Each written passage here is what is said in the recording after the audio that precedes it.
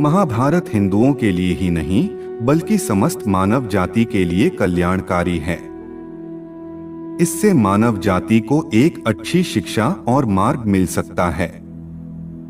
प्रत्येक व्यक्ति को इसका स्मरण करना चाहिए। इसमें मनुष्य के प्रत्येक प्रश्न का उत्तर दिया गया है। महाभारत में देश, न्याय, धर्म, राजनीति, समाज, योग, युद्ध, परिवार, ज्ञान, विज्ञान, अध्यात्म, तकनीकी आदि समस्त विषयों का समाधान मिलता है। भगवान श्री कृष्ण द्वारा कहे गए उन प्रसंगों से वर्तमान के मनुष्य को बहुत सी सीख मिल सकती है। उस समय कलयुग के बारे में भगवान द्वारा कहा गया वह कड़वा सच आप इस वीडियो में जानेंगे। कृपया वीडियो अंत तक देखें और चैनल को सब्सक्राइब जरूर करें। विलंब न करते हुए आरंभ करते हैं। बात उस समय की है जब पांचों पांडव भाई वनवास जा रहे थे। तभी अर्जुन के मन में ये प्रश्न उठा और वह बोले कि हे माधव, क्या आप बता सकते हैं कि कलयुग कैसा होगा? कलयुग में मनुष्य कैसे होंगे और कलयुग को संसार का अंत क्यों बताया गया है? श्री कृष्ण ने कहा कि हे पार्थ, मैं तुम्हें इसका सीधा सीधा उत्तर तो नहीं दे सकता, परंतु आप सभी वन में जाओ और वहां जो भी देखो मुझे बताना, जिससे मैं तुम्हें बताऊंगा कि कलयुग में उसका क्या प्रभाव होगा। उसके बाद पांचों पांडव अलग अलग दिशा में वन भ्रमण के लिए चले गए। फिर कुछ समय के बाद सबसे पहले युधिष्ठिर लौटकर आए और उन्होंने जो देखा वो श्री कृष्ण को बताया। युधिष्ठिर बोले कि हे माधव, मैंने 2 सूंड वाले हाथी को देखा।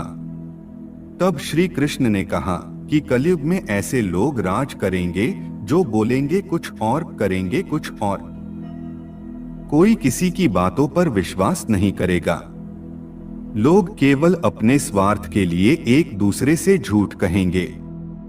कलयुग में झूठ और अधर्म का साम्राज्य होगा, जिसे मिटाने के लिए मुझे पुनः अवतार लेना होगा।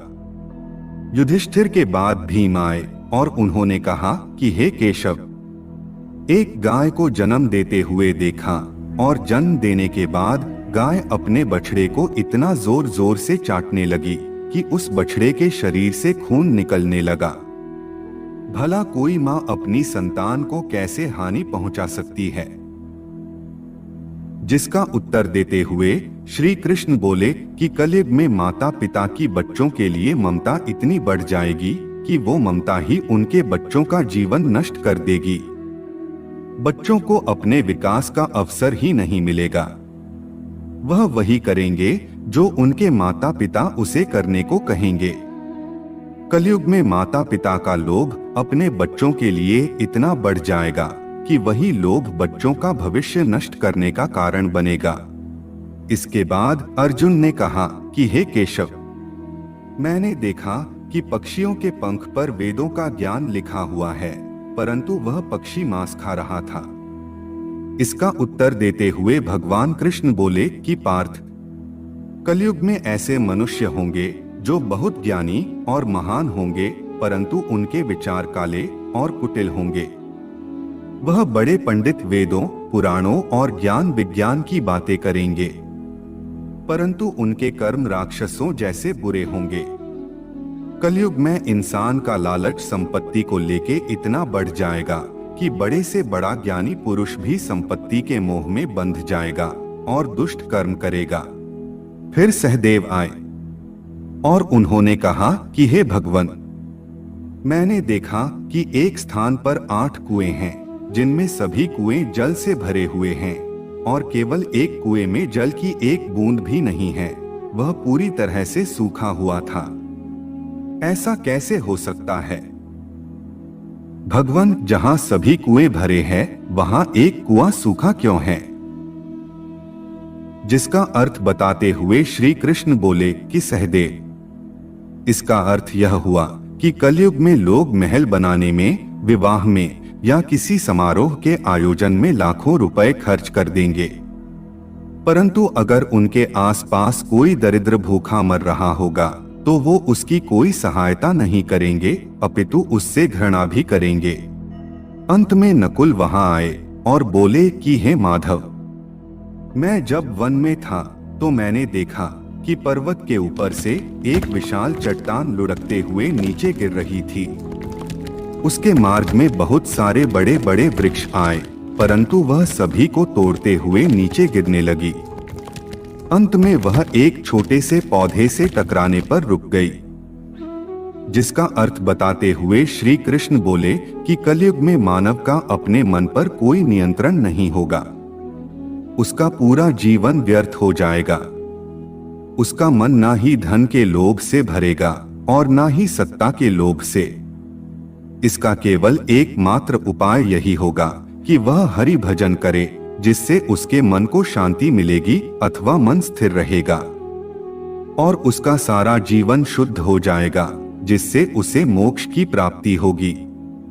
यह कलयुग के वो 5 सत्य है जो भगवान श्री कृष्ण ने पांडवों को महाभारत काल में ही बता दिए थे, और ये आज के समय में पूर्ण रूप से सत्य सिद्ध हो रहे हैं। हमें यह प्रयास करना चाहिए कि हम वेदों व पुराणों में कही गई बातों का स्मरण करें और उनके दिए मार्ग पर ही चलें। मनुष्य के लिए हरि भजन करना उतना ही आवश्यक है जितना गाड़ी के लिए ईंधन और मनुष्य के लिए भोजन। जिस प्रकार गाड़ी ईंधन के बिना और मनुष्य का शरीर भोजन के बिना बेकार हो जाता है, उसी प्रकार मनुष्य के जीवन में हरि नाम कार्य करता है। हमारी इस वीडियो को अंत तक देखने के लिए हम आपका अत्यंत आभार व्यक्त करते हैं और आशा करते हैं कि आपको यह वीडियो अच्छी लगी होगी। कृपया वीडियो को लाइक करें, कमेंट करें और चैनल को सब्सक्राइब अवश्य करें।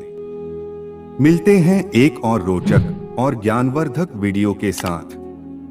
तब तक के लिए जय जय श्री राम।